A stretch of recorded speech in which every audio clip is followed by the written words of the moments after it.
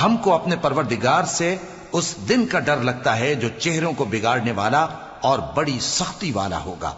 چنانچہ اللہ ان کو اس دن کی سختی سے بچا لے گا اور تازگی اور خوشی عنایت فرمائے گا، اور ان کے صبر کے بدلے ان کو بہشت اور ریشمی لباس عطا کرے گا۔ اس میں وہ تختوں پر تکیے لگائے بیٹھے ہوں گے، وہاں نہ دھوپ کی حدت دیکھیں گے نہ سردی کی شدت۔ ان پر درختوں کے سائے قریب ہوں گے اور میووں کے گچھے جھکے ہوئے لٹک رہے ہوں گے، اور خدام چاندی کے برتن لیے ہوئے ان کے ارد گرد پھریں گے، اور شیشے کے نہایت شفاف پیالے، اور شیشے بھی چاندی کے جو ٹھیک اندازے کے مطابق بنائے گئے ہیں۔ اور وہاں ان کو ایسی شراب بھی پلائی جائے گی جس میں ادرک کی آمیزش ہوگی۔